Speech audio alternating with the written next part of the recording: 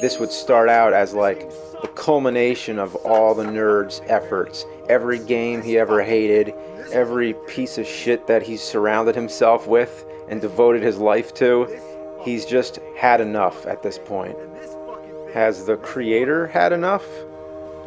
I don't like them. Well, sometimes I feel that way because it's such a big sacrifice, and the toll that all these videos have taken on my life is just, I can't even explain. But like the nerd finds out at the end of this video that it's something, all these bad games is something he can't live without. Just like the nerd is such a big part of my life, it's something that I could never give up. I love it.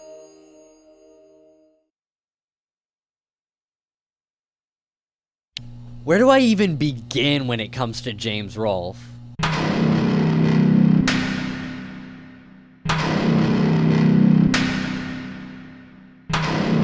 I mean, I thought I was taking on a big responsibility when I decided to talk about Red Letter Media, but if you think it's hard trying to explain the complex role that RLM had in pioneering satirical internet movie reviews, imagine how insane it is trying to explain how James Rolfe almost single-handedly pioneered the idea of internet reviews, period. From movies, to games, to books, to fucking board games, you name it, and James most likely has a history of talking about it, all while dragging us into his world as an indie filmmaker throughout the way. While James Rolfe has definitely changed a lot over the past 20 years that he's been making internet content, I mean, when you've been doing it that long, how could you not? One thing, though, has always remained consistent: James's love for filmmaking. Above all else, James is a filmmaker, and he views his reviews as just another way of making fun and interesting films. But as someone that makes indie films myself, how do I view James Rolfe? I've criticized Red Letter Media for diverging too much from their indie film roots by spending the majority of their time reviewing movies rather than making them, so do these thoughts carry over to James? In this video, I'll attempt to dissect the long and incredibly diverse career of James Rolfe as a filmmaker and internet personality, and I'll be doing so primarily by focusing on his most iconic series, The Angry Video Game Nerd, which just recently had its 200th episode. But this isn't exactly going to be an easy task. I mean, the first episode of AVGN aired all the way back in 2004, back when I was a literal toddler, so needless to say there's quite a lot to go over. And to be as thorough as possible, for this video that no one's going to watch, I decided to take on the personal task of watching the first 6 seasons of AVGN to break down the change, growth, and overall skill of James Rolfe as a filmmaker. So to everyone that keeps saying that I need to do more research for my videos, how's 20 hours of research sound for ya? But before we dive into the AVGN, I think that it's important to talk a little bit about James before the nerd character. Prior to creating the first nerd episode, James had been making films ever since he was a kid.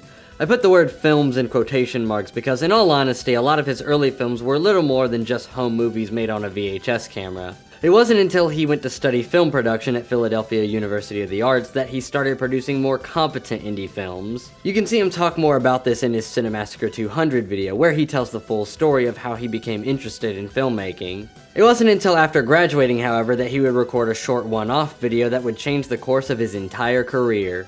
Filmed from a small bedroom at his parents' place, the classic review of Castlevania II: Simon's Quest would plant the seeds of what would ultimately become the AVGN character. But at the time, it was just another short film project for James to add to his ever-growing filmography.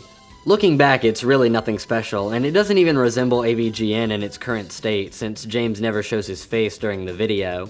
Its sequel, the Dr. Jekyll and Mr. Hyde video, went the opposite direction and had James on camera for most of the time, and very little footage of the game was actually used.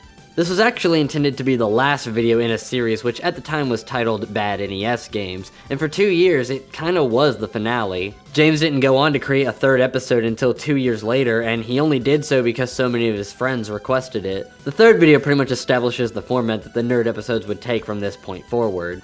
This video combines the two previous videos and has James on camera for half the video and voiceover and gameplay for the other half. Other tropes that this episode would introduce include destroying the game cartridge, destroying the controller, comedically excessive outbursts of anger, and of course, the angry Nintendo nerd as a title. This also marks the point where the nerd videos were officially released to the public via the Cinemassacre website. Prior to this, the first 2 episodes were only available on VHS. And with that, the AVGN was born. Positive feedback and popular demand brought James to turn the AVGN into a full-fledged series. In James's own words, this is the point where he decided to put all of his other film projects on hold and focus on creating the new nerd videos for pretty much the next year. This would go on to have a tremendous impact on how the nerd episodes would grow and evolve during the early years. So, by the end of the summer, all my focus on Cinemassacre projects have been put into Nintendo nerd videos.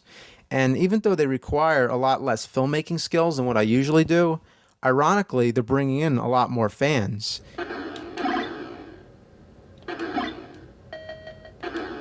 Season 1 of AVGN contains 17 full-length episodes, as well as a few bonus videos, which were most likely attempts by James to continue figuring out the character. Some of these bonus videos are good, like the Console Wars video, but most of them are just mediocre, like the movie quote series where James finds a quote from a movie and just says a few things about why it's an interesting quote. Alright, good one. Movie quote of the week. At the time, these reviews were probably some of the highest quality content on the internet. The idea of reviewing things on the internet by itself was still a new concept, but to go as far as making a character and pretty much making your own show out of these reviews complete with your own theme song, which he had his good friend Kyle Justin write and record for him. Gonna take you back to the past. No one would have ever imagined doing something like this back then. Even if they had, it's unlikely that it could have been executed this well because a lot of the film equipment that James had access to back then wasn't as easily accessible as it is today. His mic quality, at least in the voiceover sections, is really good for 2006 standards. And keep in mind, this was back when pretty much any condenser microphone would run you over $500. The camera he was using at the time, the Panasonic DVX100, cost just under $4,000 back then, whereas nowadays you can find it used for less than $300. And guess what? Looks like shit. Yeah, needless to say, these early videos haven't aged well. Looking back, the flaws in these early videos are not only obvious, but plentiful. Firstly, they're all in standard definition, which is at least excusable since HD didn't really exist yet. But because of the poor quality, most of the episodes are blurry, poorly color graded, and overall hard to look at. Second, James hasn't yet refined his acting skills. There are lots of times where he stumbles on his lines. It's not immediately noticeable because it's not like he stutters or mispronounces anything. But he will occasionally use filler words like or you know, which you can tell was unintentional because he made efforts to avoid doing so as he made more videos. Third, and this is probably the most annoyingly obvious one, but the difference in mic quality between the times where James is on camera and the times where it's just voiceover is jarring to say the least. The room he was recording these videos in had basically no sound dampening whatsoever, so there's this huge room echo whenever he's talking on camera. Not only that, but the two mics aren't EQ'd to match each other. The voiceover has a much stronger low end than the on-camera audio. Why he didn't take time to EQ them, I don't know. But it's not like EQing would have gotten rid of the horrible room echo, so maybe he just didn't see it as worth it. Most of these issues would continue even far beyond Season 1. In Season 2, James makes more of an effort to match the two sets of audio by using ADR. Wow, it's like you get to play the games on a CD! And that's exactly what the friggin' thing looks like. It's on life support. Despite these flaws, however, the nerd episodes continue to get more and more complex and feature more of James's indie filmmaking skills. I don't think James gets enough credit for this, but he does a really good job of convincing the audience that he's actually playing the game as he talks, which is quite the creative deviation from the now typical, I already played the game and here's my thoughts on it format. His videos are more about capturing the experience of what it's like to actually play the game, and I think that's had a huge impact on how the character resonated with the audience. Season 1 also establishes a series of tropes that would later become staples of the series. Episode 12 was the first Halloween-themed video in the series, and the first to feature his friend Mike Matei as Jason Voorhees. Not only would he continue to do a Halloween special of sorts pretty much every year for the rest of the series, but it also marks a point where James started treating the nerd videos more like short films with their own storylines, atmospheric lighting, various camera angles, and practical and VFX. This was most likely due to the fact that he wasn't working on any other films at the time, but was still having creative urges that ultimately wound up being funneled into the nerd series. This, however, proved to be a double-edged sword, as the more effort he put into the nerd videos, the more the audience's expectations went up, and the more time he'd ultimately have to spend making them, which in turn would distract him from his other film projects. This might be why he decided to stop doing the nerd videos twice a month and instead just do them once a month.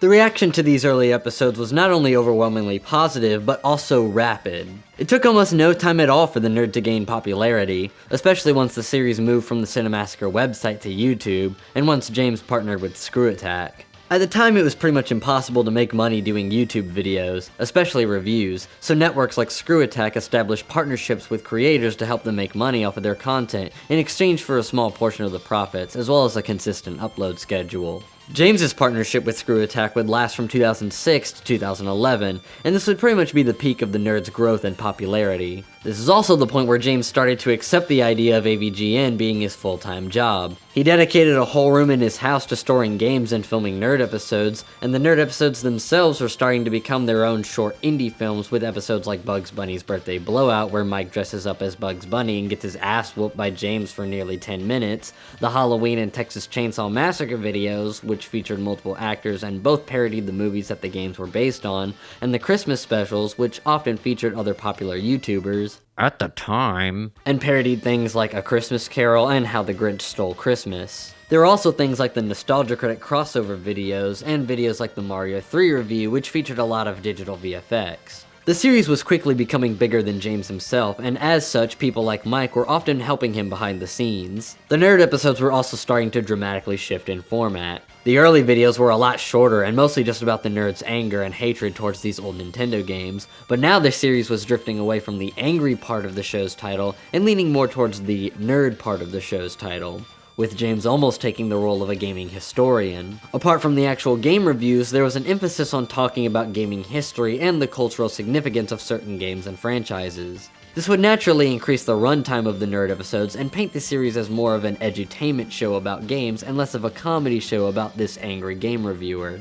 The quality of the show itself also started to increase. While the show was still in standard definition, James would do a variety of different lighting techniques and camera angles that made each review feel unique and cinematic. His on-screen presence also became a much bigger aspect of the show, with his reactions having a lot more diversity than just pure anger, and his acting becoming noticeably more natural.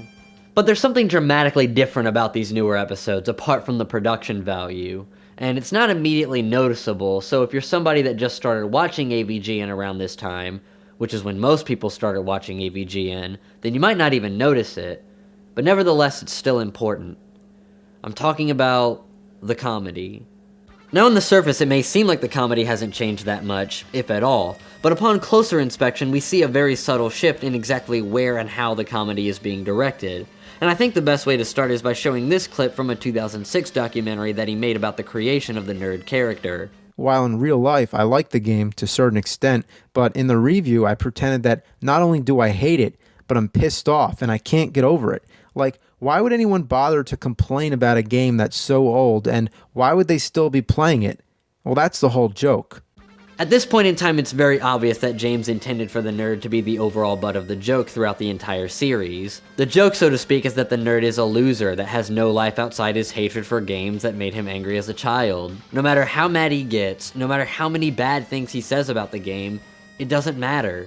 Nothing will happen besides the nerd's perpetuated misery and the rest of the world's overall indifference. In a way, he's the ultimate parody of toxic nostalgia. The idea of continuing to stay mad about overall insignificant aspects of your childhood that made you angry. But as the nerd character progressed into being a more informative figure on video game history, the joke began to be that most of these games were poorly designed, shifting the butt of the joke from the nerd to the game designers. Instead of, wow, isn't it so funny that this guy is still mad about a game that came out over 20 years ago? What a loser, am I right? It's now more like, wow, aren't these game designers stupid? How could they possibly release a game this shitty? What were they thinking? Now, I'm not really one to say whether this shift in comedy was good or bad, or whether it made the episodes better or worse, because I think that whole thing is completely subjective, and it really just depends on what your taste in comedy is like.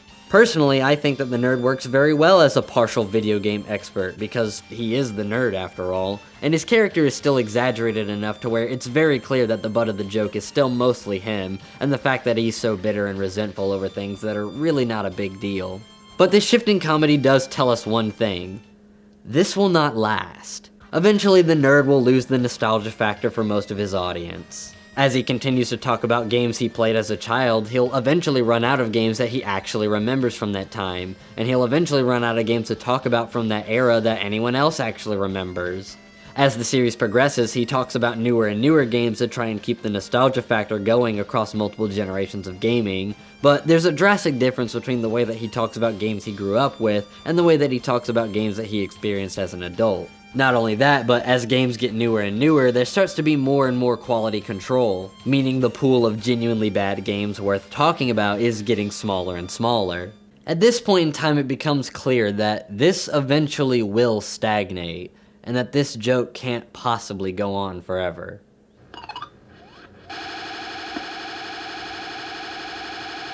It's hard to say at what point the nerd videos began to stagnate. If you were to ask me, I'd say that the Crazy Castle episode was the peak of James's production quality for the nerd episodes. Even the more complex episodes that would come out later, like the Ninja Gaiden episode and the Rob the Robot episode, didn't have nearly as much variety in the filmmaking techniques as the Crazy Castle episode.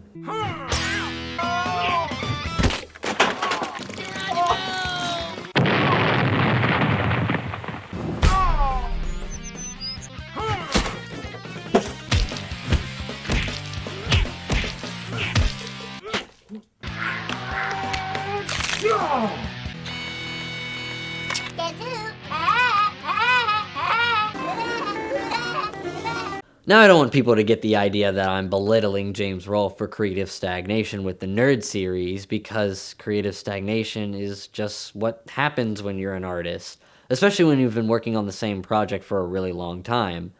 I myself often stagnate and struggle to find ways to make my future projects better than my previous projects. And I don't blame James for stagnating one bit, because at this point he had been working on the Nerd series for 5 years straight.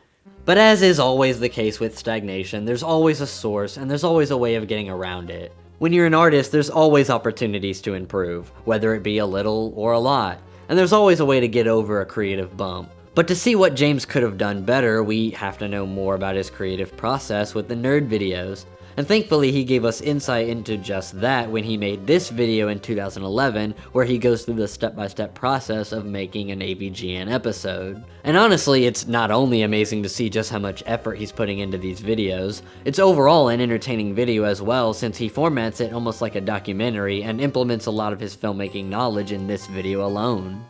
That said, this video also reveals something about James that makes me believe that despite this video being over 10 years old now and him not making an updated version, that he's not very good at adapting his filmmaking techniques to the modern era in order to reduce the amount of time and effort that it takes for him to make nerd videos and overall decrease the likelihood of burnout. To start with, at the time this video was made, he was still recording all the game footage on a DVD recorder, which even though this was 2011 and capture cards weren't as prominent as they are now, they still existed, and seeing as how he spent over $3,000 on his camera... Used, it was about $3,000 with batteries and everything. Spending about $700 on a capture card, which is about what they would have cost at the time, seems like a good investment if it means getting higher quality game footage, as well as avoiding having to burn everything onto a plastic non-biodegradable disc. And speaking of the camera, up until about 2010, all of the nerd episodes were shot in standard definition on the Panasonic DVX100. This is an E&G camera with a pretty high quality Leica zoom lens that was often used in independent broadcast media at the time, and was also common to see in a lot of film universities. It's actually the camera I shot my very first short film on. James most likely learned to use the DVX100 and other Panasonic E&G cameras like it back when he was still in film school. Around 2011, he realized that he would soon have to start filming the nerd videos in HD, so he upgraded to the HVX200, which was essentially the same camera, but in addition to being able to record standard definition on DVX tape, it could now also record high definition on P2 cards. James, however,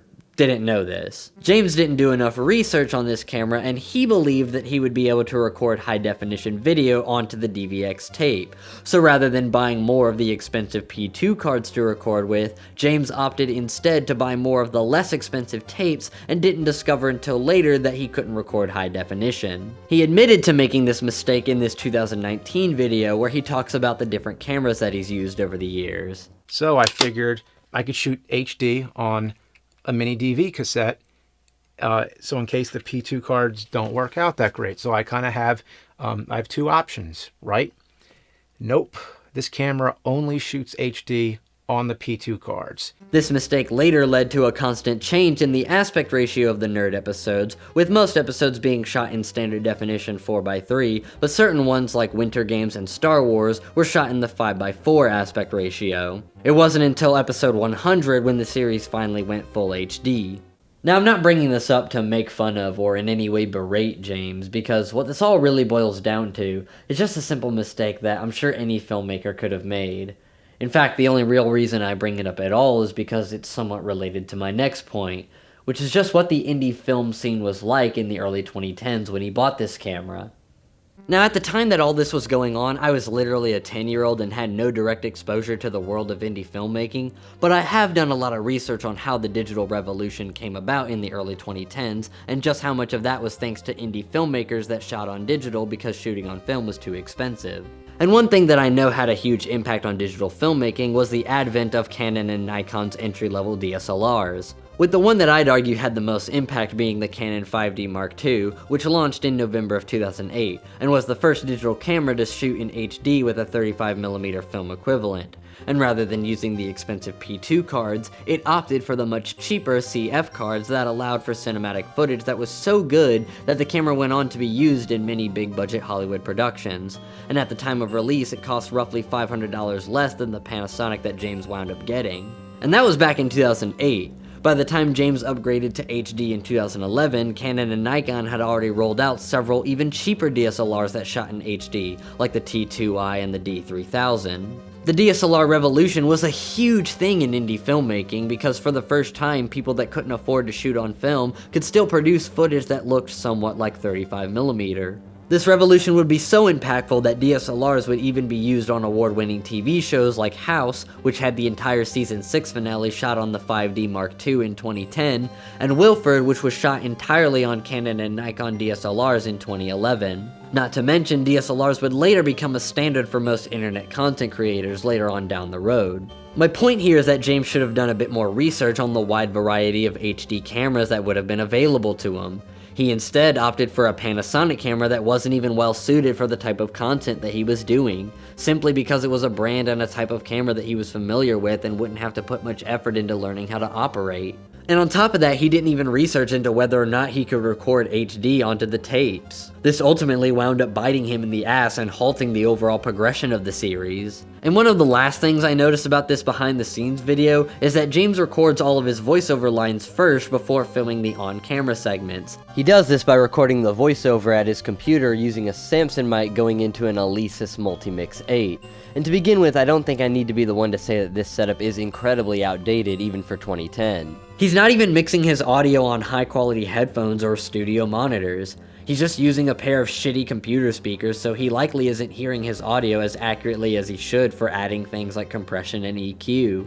It's also a bit strange to see him recording audio with a $50 Samson mic and a mixer when condenser mics are industry standard for voiceover work, and cheap condenser mics like the Blue Spark were beginning to become readily available in the early 2010s. On top of that, audio interfaces like the Focusrite Sapphire Pro 14 were also starting to become the industry standard for analog to digital converters for home recording, and if paired with a condenser mic would have allowed James to capture much higher quality voiceover than he was at the time. The introduction of a preamp like the vintage Golden Age Pre-73 would have provided an additional 3 to 6 decibels of noiseless gain, which would have helped him prevent audio peaking while screaming. But instead of using any of this equipment, which was becoming more and more popular in the indie filmmaking scene, he stuck to old equipment that he learned to use when he was in school. James just has a habit of not wanting to travel outside of his comfort zone when it comes to filmmaking techniques, even if it winds up working to his detriment. Because not only did this outdated mic setup lead to lower quality voiceover, it also slowed James down. In all actuality, James wouldn't have even needed to upgrade his recording setup in order to improve his workflow, because James doesn't even need to record his audio this way. In order to explain what I mean here, I'm gonna reveal a little secret about how I record my videos. When I record my videos, I record both the on-screen segments and my voiceover segments at the same time. Even when I'm not on camera, I'm still using the same recording setup that I do when I am on camera, rather than going to a separate voice recording setup. And even though this is incredibly unprofessional and not at all how you would do it on an actual film production, I do this for two good reasons: audio consistency and to conserve time. When I record the voiceover segments using the same mic as the on-screen segments, it eliminates the difference in tone between the two. This way I maintain the same sonic atmosphere and volume all the way through, which I believe is less distracting for the viewer. Now in the early days this wasn't really an option for James, since the room tone was so bad that all the on-screen segments had that awful echo around them, so unless he wanted the entire video to sound like that, he had to go to a second mic.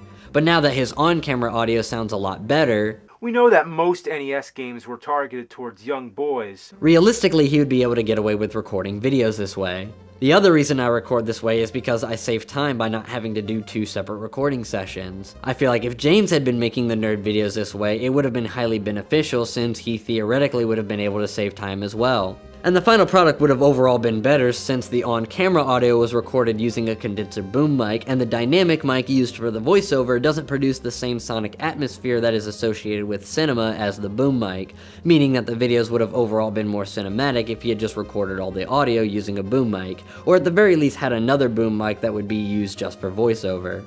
Now since this video came out, James has changed a lot about the way that he makes videos, but even when he is integrating new filmmaking techniques, he's always doing so late in the game that it honestly just reaffirms my belief about him being stuck in his film school ways. Like, even in the 2016 Nerd Room tour, he's still recording the game footage with a DVD recorder. It wasn't until the 2021 Nerd Room tour that James revealed that he had switched to recording straight to a PC or laptop. He also revealed that he started recording the on-camera sections and the voiceover together in one go, but he's still using two different mics, with one going into the camera and one going into a Tascam recorder. But what's really the point of using two mics when they're less than 6 feet away from each other and meant to be tone matched anyway? Seems like just an extra mic and recorder to have to worry about to me. Not only that, but even when James upgraded his camera again, he went with another Panasonic E&G camera, the AF100, which, while this is a solid camera, it has a tiny Micro Four Thirds sensor that doesn't produce footage as cinematic as some of the other cameras that were available to him at the time. And back in 2012, there weren't many cinema lenses being made for Micro Four Thirds cameras. Only now are we starting to see that sort of thing with the new Mica cinema lenses. And you'd think that a filmmaker like James would be discouraged from buying a camera that doesn't give him the ability to use cinema lenses, which have been the industry standard pretty much since the dawn of cinema. But in all honesty, I don't even think James took any of that into account, because all he knew is that Panasonic cameras are what he's used to. His past two cameras didn't even have interchangeable lenses. Instead, the lens was built in, so I imagine he didn't even care what sort of options he'd have for lenses, just so long as it was a camera that he could figure out how to use easily. James has recently gotten a Panasonic GH5 so he can eventually start shooting in 4K, but he still primarily uses the AF100, and the nerd episodes are still shot in 1080p rather than shot in 4K and then downscaled to 1080 for YouTube, which is how most movie studios as well as other YouTubers have taken to filming things digitally nowadays. You can tell that it's not downscaled from 4K by the highlight roll-off between James's hair and the wall. This is the reason I got this was because it seemed like everybody's moving to 4K now. I don't think I'm quite there yet where it's convenient enough for 4K. Oh, and don't even get me started on James's excessive data storage, where he insists on keeping project files for all of his old videos, even though most of them were edited on a software that hasn't been updated since 2008. Now, once again, I'm not saying any of this as an attempt to portray James as a bad or incompetent filmmaker, but all of this does seem to indicate that James has a hard time adapting to the things that he didn't learn in film school. Even his decision to stop filming on his DVD-R wasn't made entirely by him, since Mike showed him how to record on the laptop, and Screenwave Media did the PC recording setup. Because of this, I started to appreciate James's filmmaking skills and innovations less and less as time went on. Instead of coming off as an indie filmmaker and innovator, he now seems like the boomer of the video game review community, and a portrait of what unfortunately happens to a lot of film school graduates. It's actually not that uncommon for me to talk to people that graduated film school years ago that don't know how to shoot in 4K because they never learned how to do it in school. Some filmmakers just have trouble breaking through that barrier. But make no mistake that these issues do clue us into why the nerd videos and James's content overall began to stagnate. And over time, this stagnation would become more and more apparent to the point where it would eventually become noticeable to even some of James's most devoted fans.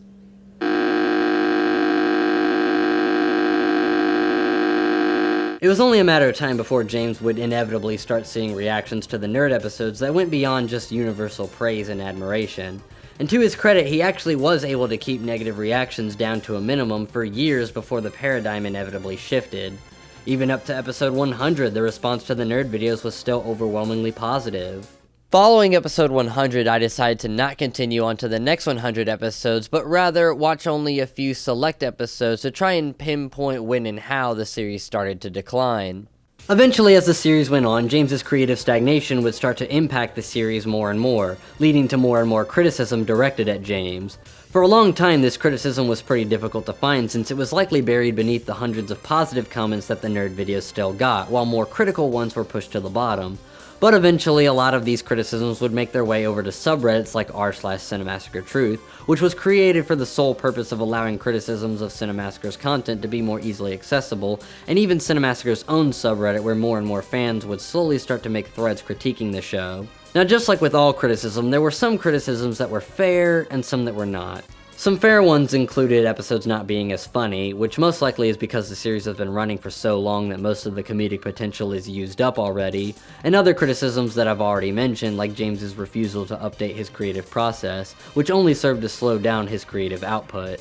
Around 2014, there were hardly any new nerd episodes coming out at all, just because of James's creative burnout with the series. And even when episodes did get back to a regular schedule, they were noticeably lower quality than a lot of the ones that came out before 2014. Unfortunately, the idea of criticizing the nerd series became somewhat of a trend that everyone felt the need to hop on, and with that came a lot of unfair criticisms. Some of the most popular that I've seen originated on r/Cinemassacre Truth, like people not liking the nerd's new shirt and wanting him to go back to the old one, or people saying that James should shave his head because they don't like that he's losing his hair, or people saying that they don't like the fact that James has tattoos now, even though literally none of these things have anything to do with the quality of the nerd episodes. There's even people that feel the need to critique things apart from the nerd episodes for pretty much just the crime of existing. Like people critiquing the fact that James started a rock band called Rex Viper back in 2020, and while I do agree that the band kinda sucks, I mean, if this is what James wants to do at this time, then that's his fucking business. You don't have to like it, but the mere fact that it exists is not justification for the harsh criticism it's gotten. But among this clusterfuck of good and bad criticism, there's one thing in particular that almost everyone agrees on. One major thing that almost everyone points to as the real cause for the sharp decline in the quality of the nerd episodes. I'm of course talking about Screenwave.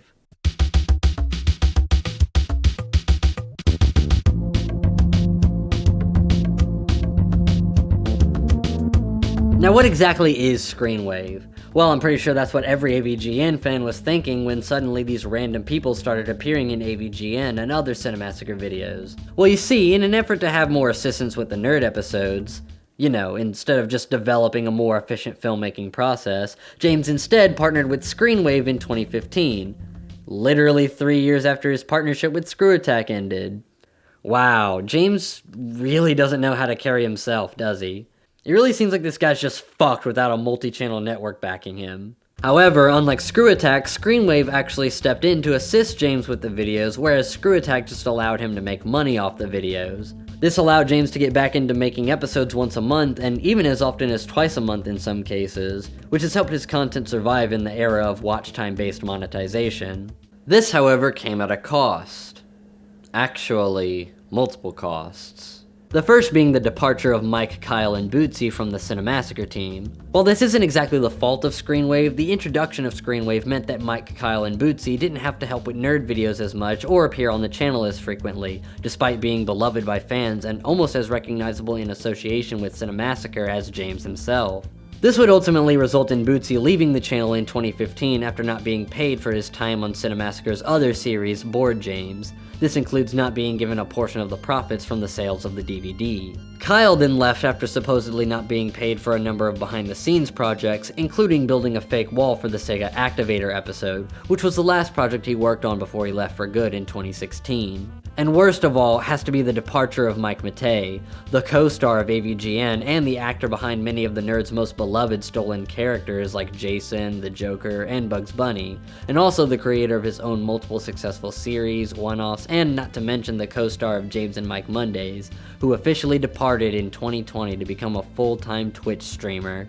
This would result in the second cost of Screenwave Media's presence, which was the decline in quality of the Nerd episodes. James was never able to create the Nerd series on his own. He always needed help from his closest friends and loved ones to make Cinemassacre what it is. Now that they're gone, James has no one else to turn to except for the members of Screenwave. And to be honest, they just don't do a good job at helping with the Nerd videos. Their creative input is immediately noticeable and not anything like the creative input of people like Mike, who had been helping with the AVGN scripts pretty much since the beginning. Honestly, the more you watch older AVGN episodes alongside some of Mike's solo videos and James and Mike Mondays, you start to realize how much Mike acts like the nerd in real life. At least we know.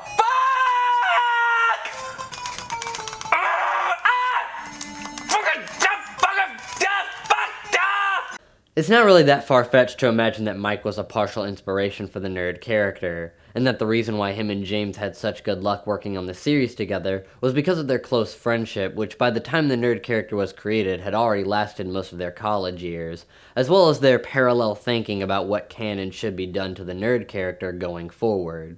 By putting so much of himself as well as Mike into the nerd character, James essentially wrote himself into a corner.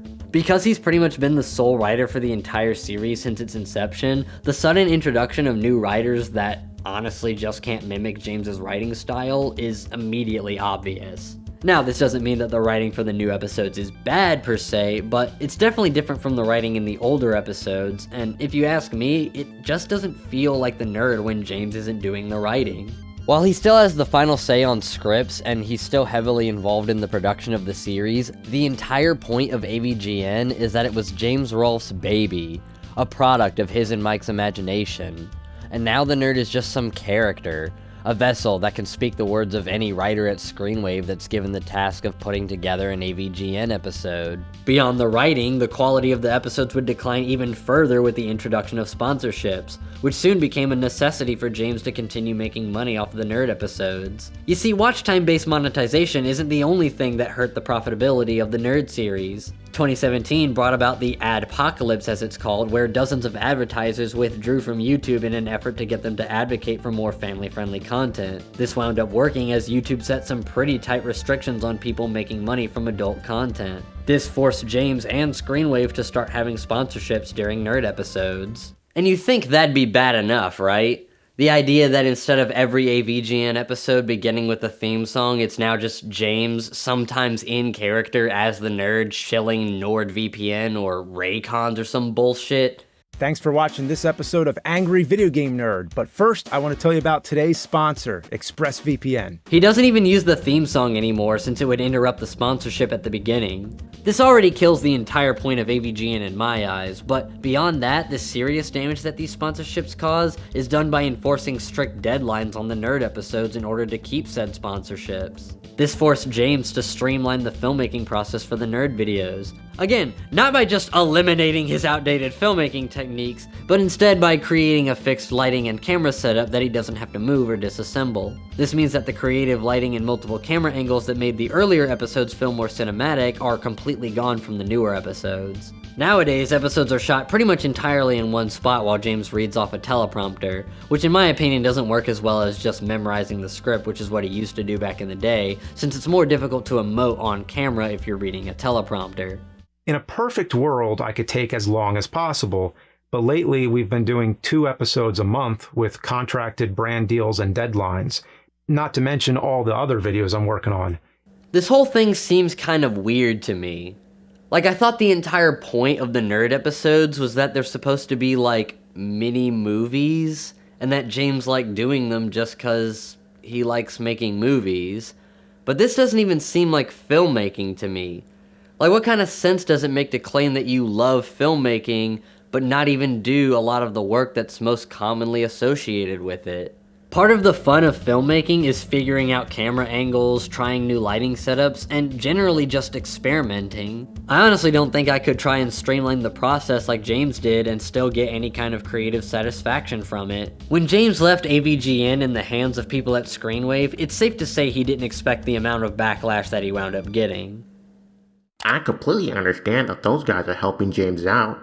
I think if they stayed off camera doing their jobs, the fans would come back. He needs to take a long hiatus from the channel in general. Have a long think about what his ambition is. Why would No he stop time for milking the quality game? content. Honestly, Not It all liking the starts with stale James. content. He Remember just when didn't James care had anymore. experimental You could lighting and truly stuff make like episode that? 200 Now it looks special like out of every other like the game free. like AVGN Most of his was episodes so are boring. just Not even bothered. soulless and devoid of any passion.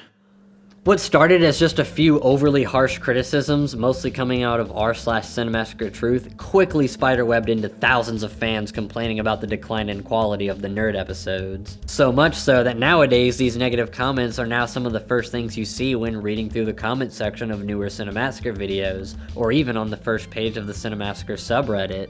It's clear to see that a lot of people are dissatisfied with the new nerd episodes. For some people, Mike leaving the channel was the last straw.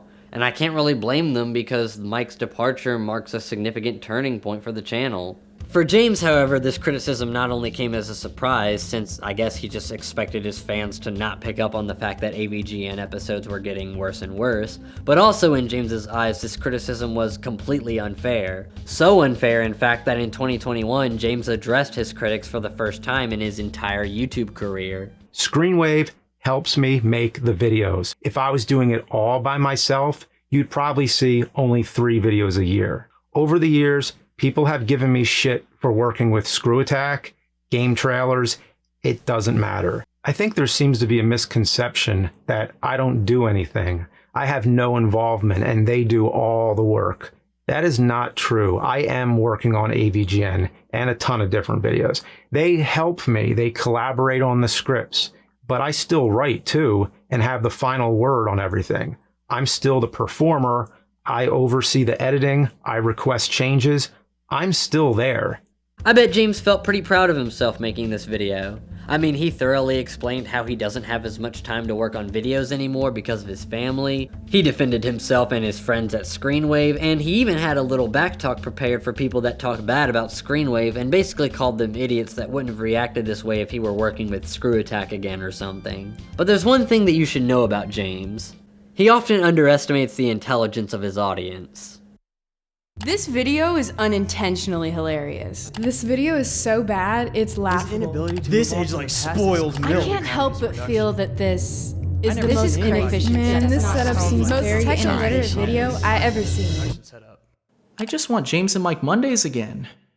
It's clear to see that James missed the point of all this criticism entirely with this video. And honestly, it's a bit insulting for him to say that his audience just doesn't understand and that they're being unreasonable. He starts by saying that people shouldn't expect every nerd video to be big and cinematic because even back in the day, not every video was made that way. The problem with this is that even basic episodes back then still had multiple camera angles, experimental lighting, and most importantly, the creativity of James and Mike behind each episode. Nowadays, a basic episode, as he calls them, are shot entirely with this stationary camera and lighting setup, and huge portions of the writing and editing are done entirely by Screenwave and don't feature any of James's own creativity. Even the more complex nerd episodes aren't as good as the complex ones he did back in the day, so it's not that people are complaining that the nerd episodes are too basic, they're complaining that they aren't as funny or entertaining as they were back when it was just James and his friends making them. He goes on to say that people that dislike Screenwave are being unreasonable because they just don't want him to have any help with the nerd episodes,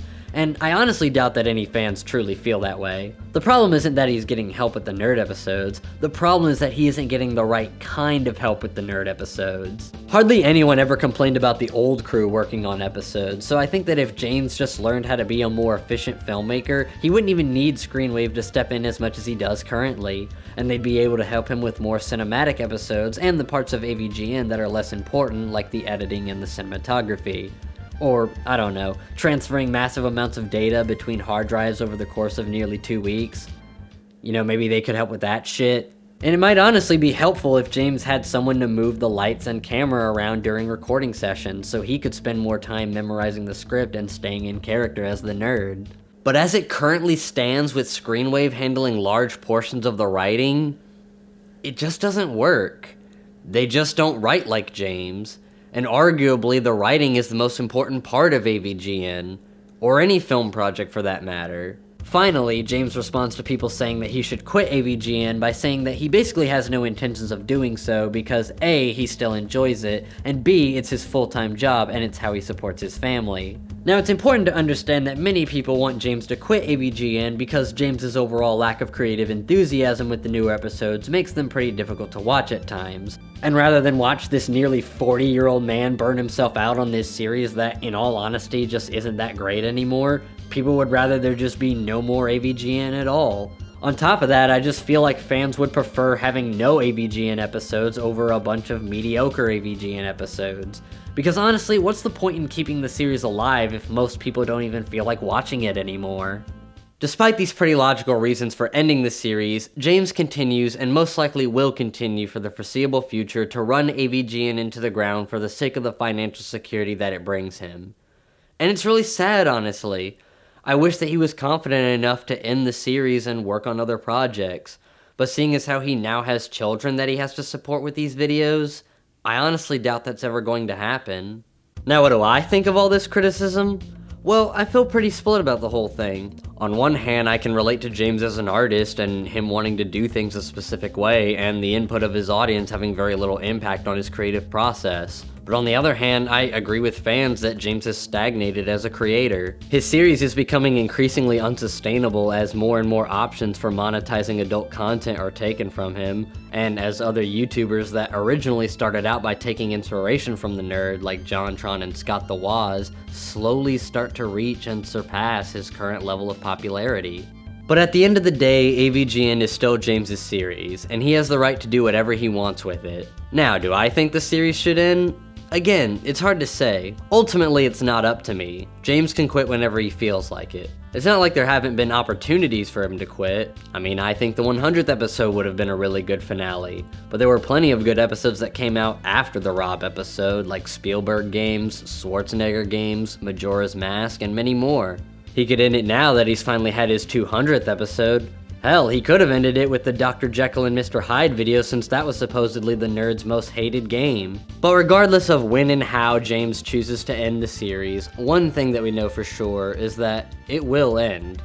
Inevitably, the series will either stop being profitable or stop being creatively fulfilling, which I'm surprised it hasn't already since James in 2013 seemed to want to step away from the nerd and focus on some other films. You know, now I just try to stick to the game reviews as opposed to making them into mini movies. So I try to I want to make movies separate, make some, fresh, new, original ideas. I wonder whatever happened to that James, because as it currently stands, AVGN is the only real film project he still works on. Everything else is either countdown videos, one-off reviews, or Rex Viper videos. Occasionally he'll bring back an old series like You Know What's Bullshit, which has pretty much been ruined by having to remove the word bullshit. You know what's BS? But for the most part, it seems like James is just as invested in AVGN as he was back in 2013. And the way that things look now, it seems like the final years of the show's existence will unfortunately not be as entertaining to sit through as the show's rise to popularity. But there's one thing that I didn't mention in this review, and for good reason. One simple thing that unfortunately has a lot that can be said about it. Far more than can be said in this already ridiculously long video. Something that some say marked the official decline and the inevitable death of the AVGN series. The AVGN movie. In part 2 of this video, I'll be taking a look at what some say sealed the fate for the nerd series forever. My name is NeoJesus, and if you like what you see, consider subscribing. I'm always writing, shooting, and editing brand new videos all the time, so there's always something new to look forward to.